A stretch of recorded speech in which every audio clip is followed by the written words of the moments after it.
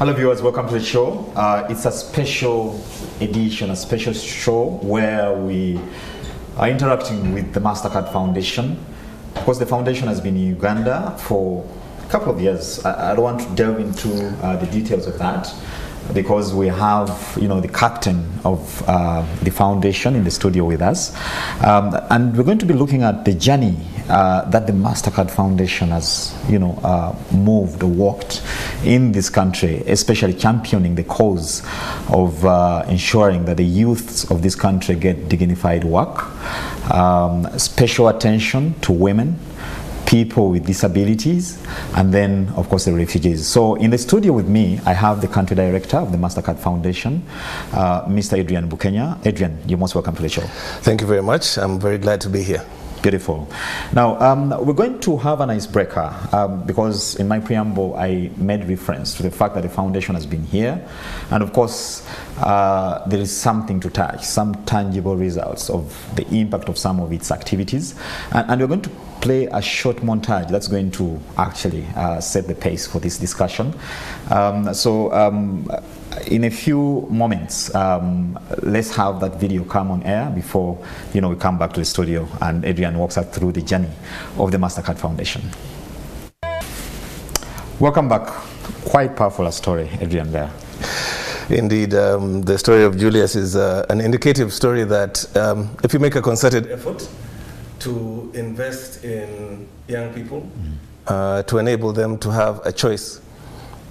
In Julius's case, he made a choice not to pursue cattle rustling, but the opportunity that the program was able to provide for him, and it enabled him to create a livelihood that created sustainability for himself as an individual, for his family, and for his community. And what we're trying to do at the foundation is to see how better we can enable these choices for young people, so that they can get dignified and fulfilled means of living, and eventually alleviate themselves from a situation of poverty, and by design uplift the country. Beautiful, beautiful. Now, to a Ugandan watching there, especially the young people, I know they could be wondering and asking themselves, what is the Mastercard Foundation? And sometimes, of course, some people might confuse it with probably another entity and that kind of thing. Just, give us a digest on that. So the Mastercard Foundation is about 18 years old. It is a charitable organization registered in Canada. And by its name, it was a gift to society by Mastercard Incorporated. Now, for most people, they know who Mastercard Incorporated is. They are the financial services company. If you own a bank account or a credit card, normally there's the logo of Mastercard on it. They provide financial services to different entities.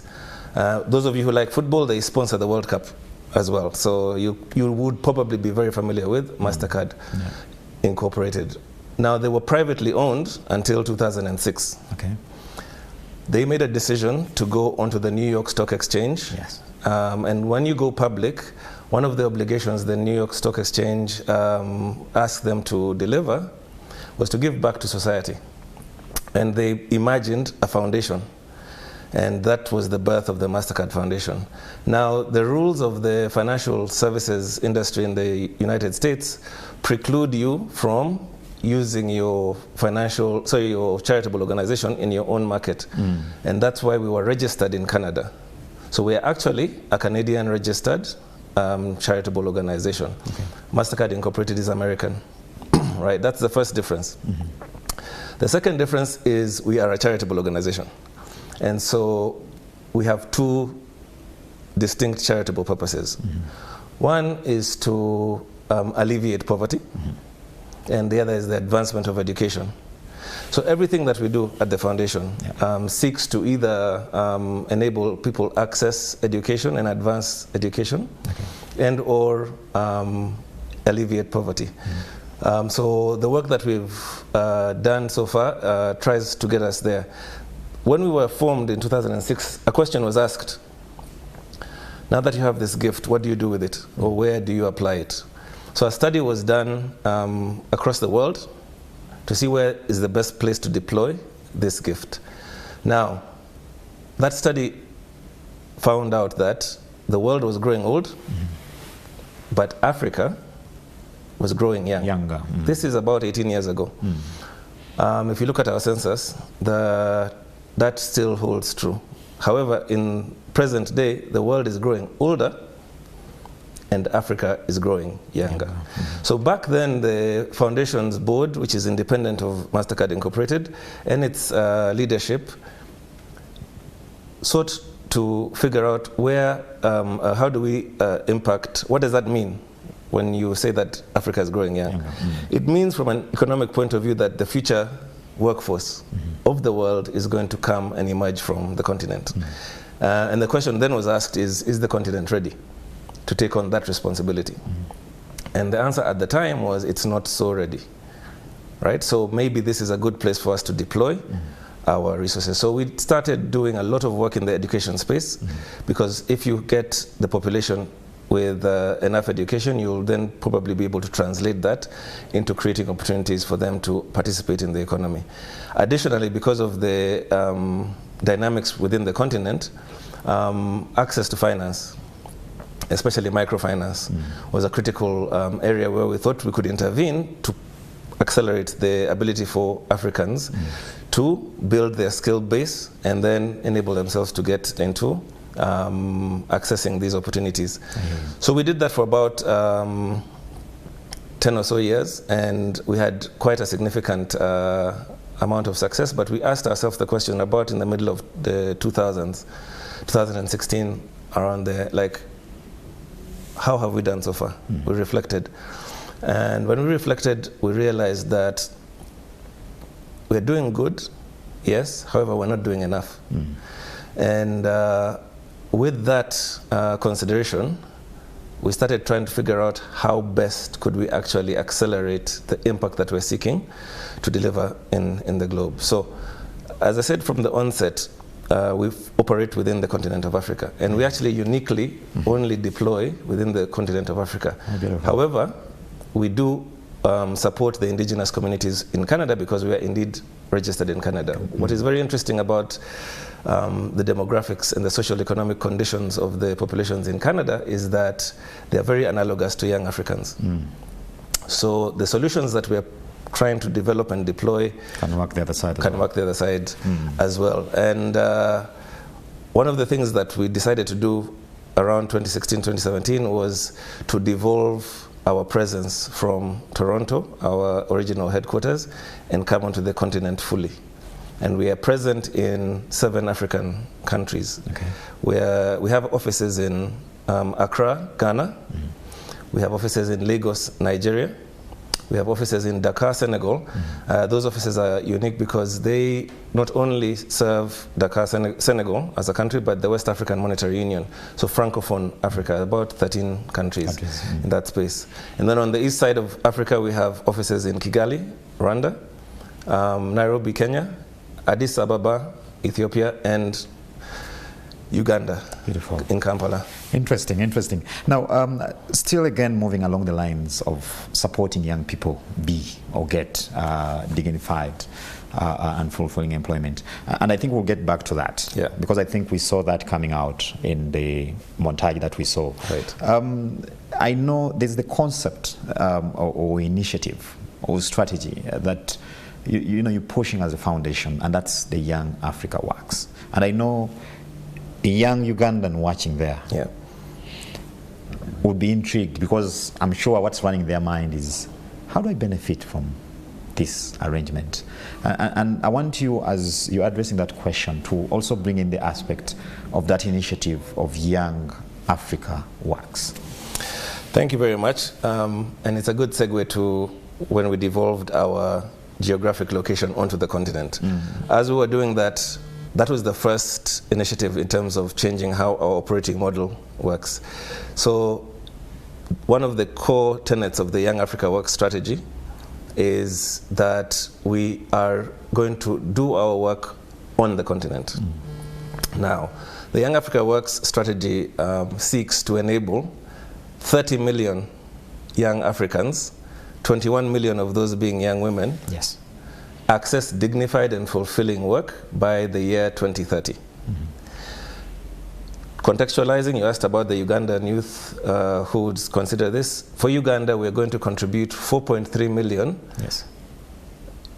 work opportunities for young Ugandans, 3.1 million of those being for young women. Now, the Young Africa Work Strategy is a strategy that looks to understand what works in a particular economy and see how best we can stimulate the actors within that economy to enable the young people get the correct skills, the correct business capabilities, build enterprises that allow them to participate in that, in those different value chains, and enable them to then generate the work that we seek to enable for young people. Ordinarily, in most economies, the biggest employer is the state. Yes. And maybe big manufacturing would be other sources of jobs. Employment, yes. Yeah, but within the continent, that is not the case. If you look at the circumstance through which mobile technology was diffused into the continent, Africa uniquely had a situation where our infrastructure for landline telephony was really archaic and it wasn't advanced enough. But mobile technology showed up towards the end of the 90s and early 2000s, and Africa embraced it significantly more rapidly than the rest of the world. And we shifted and skipped, how do I say, an evolutionary step in economic development and started leveraging mobile telephony to create access to leapfrogged, access to finance, our communication and interaction, and the whole digital dynamic within the continent of Africa was significantly more advanced than the rest of the world. Yes. That for me is an analog of our general economies. The industrial revolutions that you've been seeing over the years, over the past 100, 200 years, have gone through normal processes or systematic steps. But as I said in the beginning, Africa is the next workforce of the world. But I don't think we have the time to start going through the same steps as the Industrial Revolution. And technology has enabled us to make those leaps, and Africa has demonstrated that we are capable of handling those leaps and even leading. If you look at mobile money, we're the leaders in that technology. So there's many more places that we can be leaders.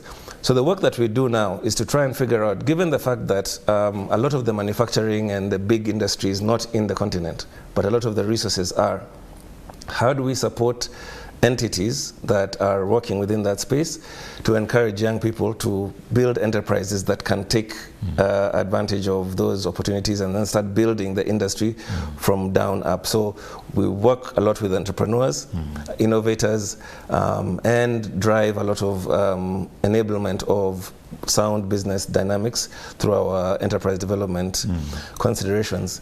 In addition, we need to ensure that the young people themselves are capacitated.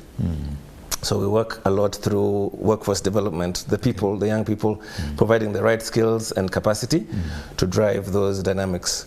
We work through implementing partners. Yes. In the video that you saw earlier, where Julius was narrating his story, our implementing partner for that particular program is Goal Uganda. Yeah? And they are working through another sub-partner called Agromax. So we don't prescribe or assume that we know what solutions are there in the different places that we are. We try and understand from the actors who are operating on the ground. And then we co-create, as Agromax mentioned in the video, that solution was discussed amongst all of us to see what was the best way forward. Our core values as the foundation is to operate within a space where we leverage humility. We have a gift that is with us, and it's important for us to have humility, which is the source of our strength. Listening is a critical value of the foundation because, as was illustrated in that video, we have to understand what problem are you solving for, and it's not us or other people who would demonstrate that solution. It would be the young people themselves who are dealing with it. The actors who have the capability to actually create and deliver those programs, we need to co-create the solution, and that was what was illustrated in the video. We need to operate with respect and kindness. The dynamics that we're dealing with here require us to be very mindful of people's well-being. And for me, most importantly, all this has to add up to something impactful and a sustainable impact that we can tell ourselves after we have been through this experience that we have left something that is sustainable and people are actually operating in a significantly better disposition than they were before we interacted with them. Beautiful. So in that construct of our value system and the fact that we work with downstream partners, we expect that those partners share our values. And once they share the values, then we are able to co-create solutions that can then make sustainable impact to the young people. A very important voice in those solutions are the actual young people themselves. So, no, that's beautiful. And of course, one of the things that I wanted to talk about is on the Young Africa Works program or initiative in Uganda in particular. And I think our viewers might want to know, some numbers of how much, journey you've covered so far. Of course, we've seen Julius's story, and I think it speaks volumes. And then, of course, there's an issue mentioned of dignified and fulfilling work. If you can break down that, what you mean by that as well. Because I know there are many initiatives that have come up and they are, trying to help young people come up, and empower them, through them to do so many things. But, after a while, you again hear from the same young people, again complaining, about, not ticking box A, Y, and Z. So if you can break down, some of those elements for us. So as I said earlier, thank you for that question. I also want to make it clear that we're not chasing numbers. Yeah. The demand for the solutions that we are trying to enable is very big. So we actually have to work with urgency. So we set the targets to allow us to get to the objective. I said the objective for the Young Africa Work Strategy across Africa is 30 million young Africans in dignified and fulfilled work by 2030. In Uganda, that's 4.3 million young Ugandans. We started working in Uganda actively for the Young Africa Work Strategy in 2019. Okay. I want you to contextualize 2019. Wow. So 2019, December, we kicked off our first 3 programs, and then we added 4 more in 2020. Just before COVID? Oh, you're entering into the space. So 2019, we didn't know, we were hearing about this dynamic in the Far East. March 2020, we shut down. And we did a significantly draconian lockdown in Uganda. We were all part of it. And that is when we had just started. So we had maybe 2-3 members of staff at that point. And we began operationalizing our Young Africa Work Strategy in Uganda in those conditions. So for sure, we did not do what we hoped we would have been able to do in that window of time, because who are we trying to reach? Young people. Where were the young people? All of them were at home. Nobody could go into the areas of economic activity. So we're working through the COVID pandemic. The pandemic gets released the lockdown gets released in Uganda in early 2022. We had done some work, and at that point in time, we had registered, according to our system, about 46,000 young people accessing some kind of work at that point in time. I joined the foundation in November of 2021. So our first opportunity to go and meet Julius and meet other players who are in our programs was in 2022. So technically, between now and then, those are 3 years. In those 3 years, one, we've gotten to know our implementing partners significantly better. Because remember, the work is done by our implementing partners. So we had to build that relationship. If you're going to work with somebody, you're going to be on a team, you need to build rapport. That's right. In COVID, we had only this technology, Zooms and Teams meetings, which doesn't give you the right energy in terms of getting to know exactly who the core of what you're doing Population, is. We started to get to know our partners. We started to understand where our designs that were 2019 based were either still relevant, considering we've gone through the pandemic. Those things that we thought were important in 2019, are they still important now? What has worked? and what needs to be addressed. So we started doing a lot of re-engineering of our programs, going on the ground and understanding to what extent do we need to engage effectively. Long story short, we are now about in the 5th year, the end of the 5th year of most of our early programs, and the impact that we're able to register at the moment is we have been able to enable 1.2 million, actually 1.25 million young Ugandans access dignified and access work. Let me get there. I'll get to the dignified part.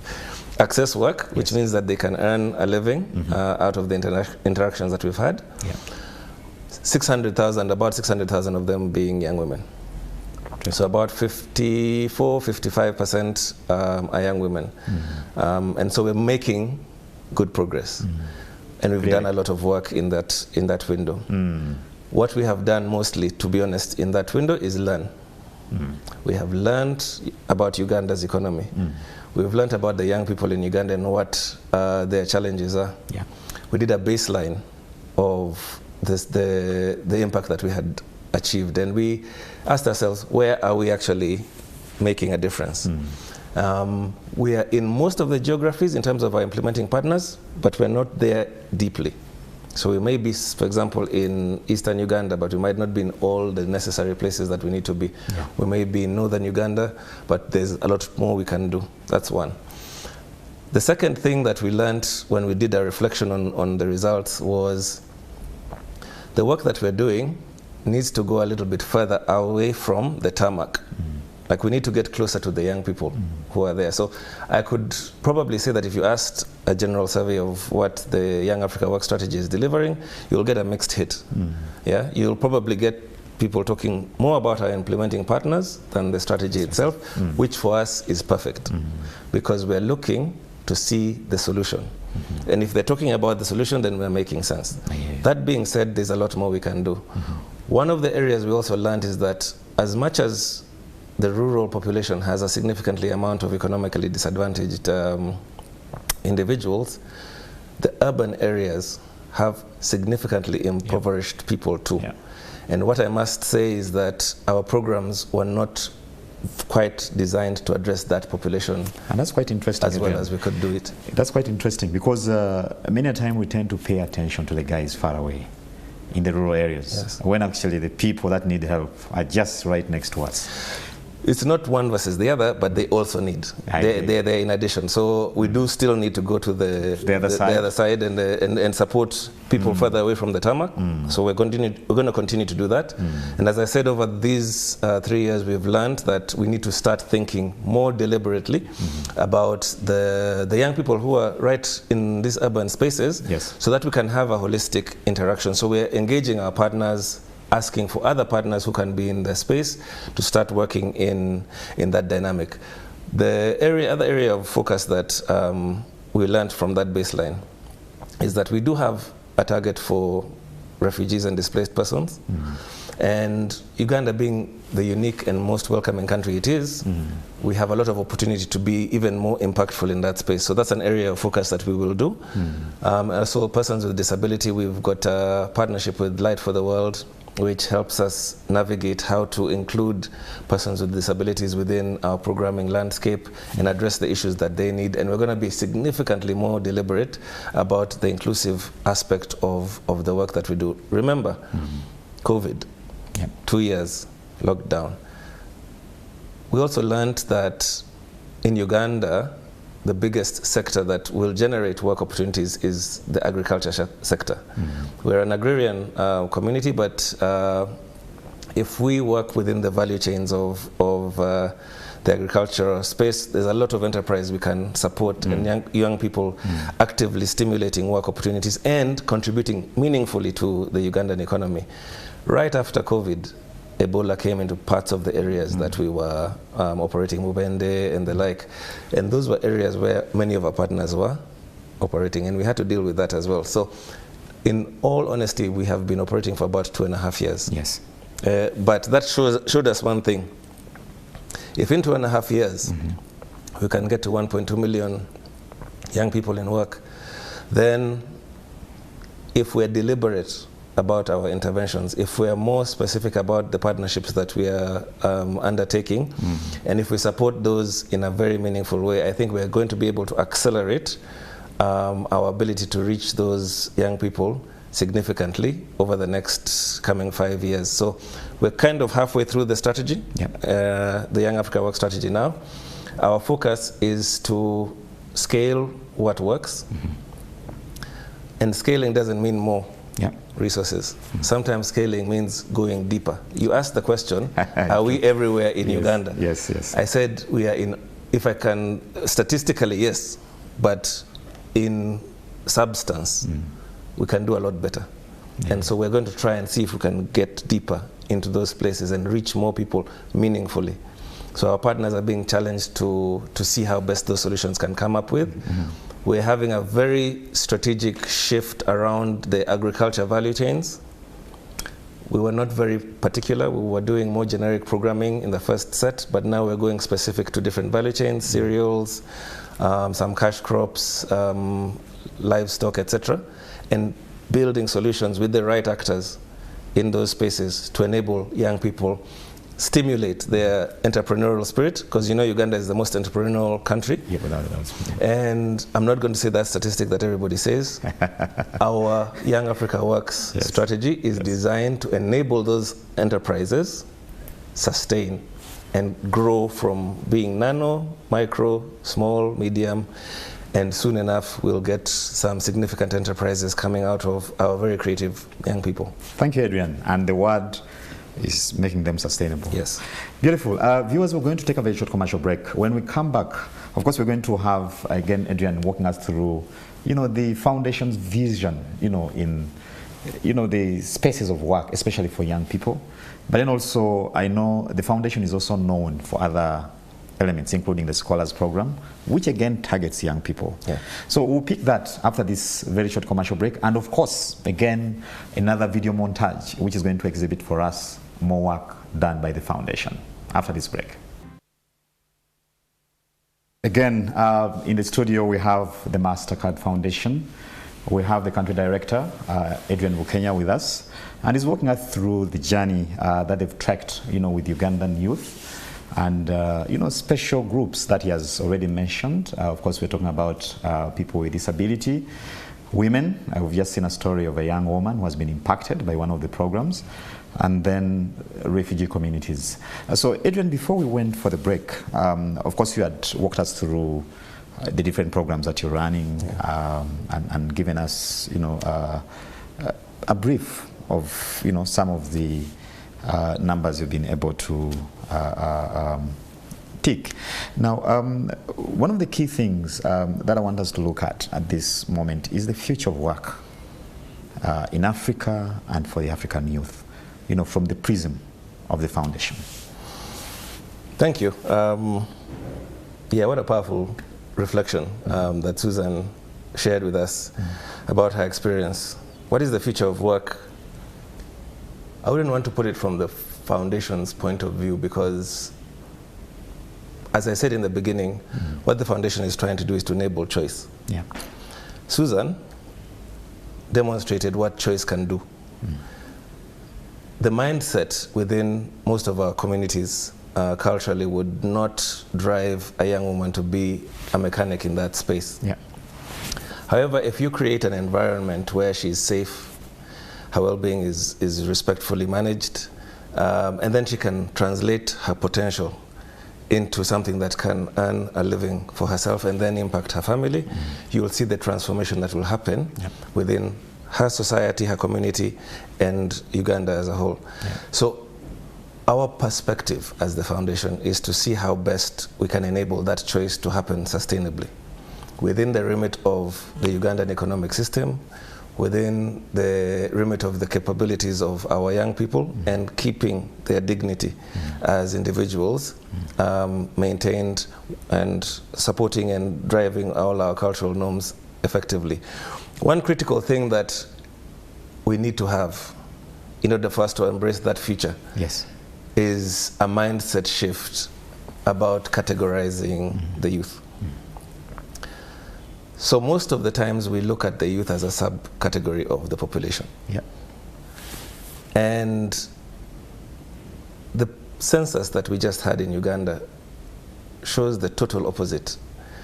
The rest of us who are not in the youth category are the subcategory. Uganda's population is the young people. That's right. So everything that we do, and this is not just the foundation, this is within Uganda.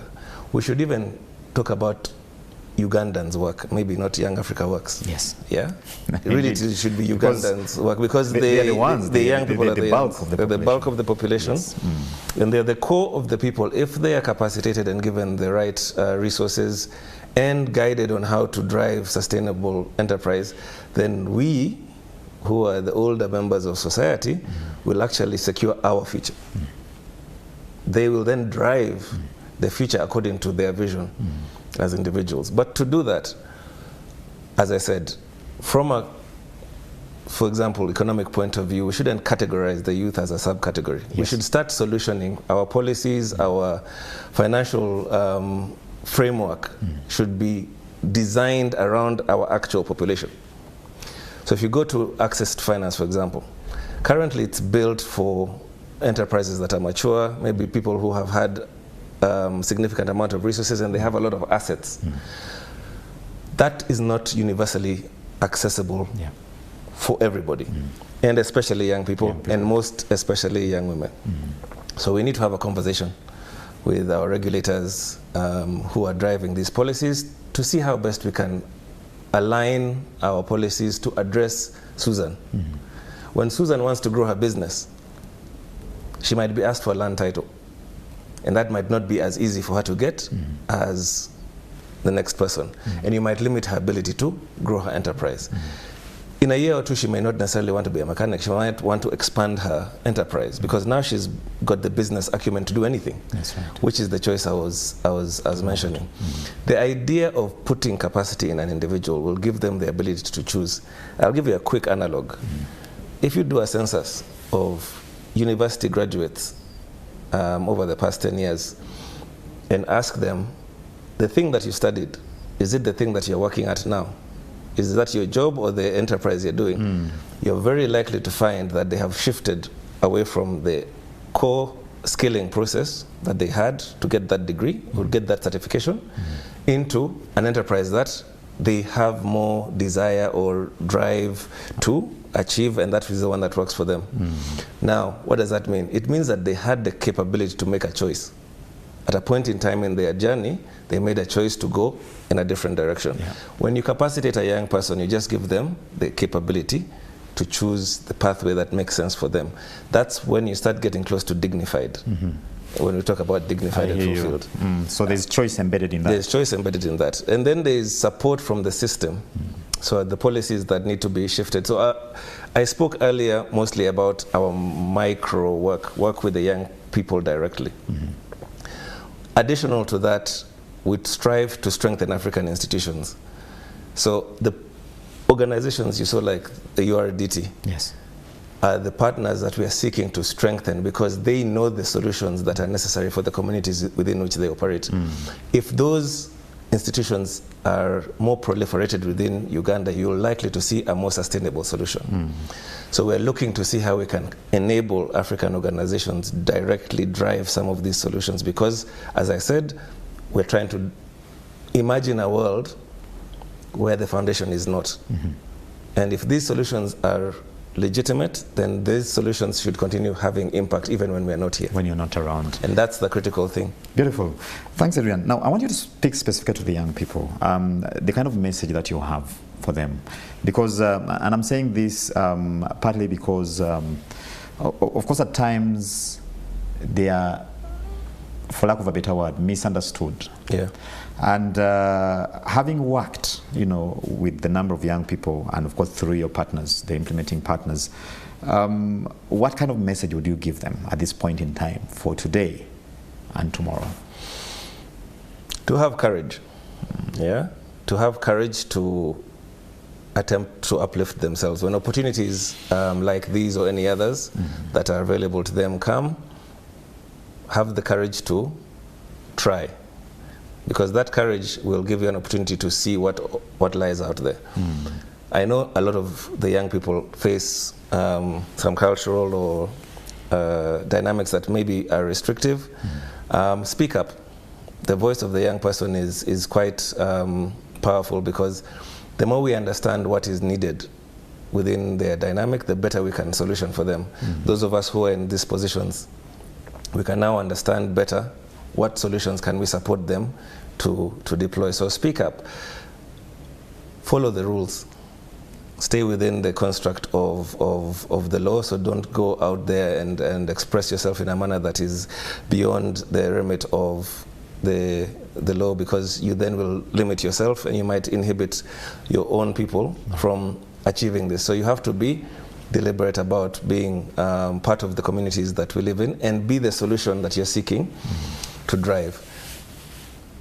With respect to opportunities, like I said before, the courage to lead and drive change is important, because if we don't understand what it is that you're looking to have, then we cannot create or support the enablement of the solutions that present in that dynamic.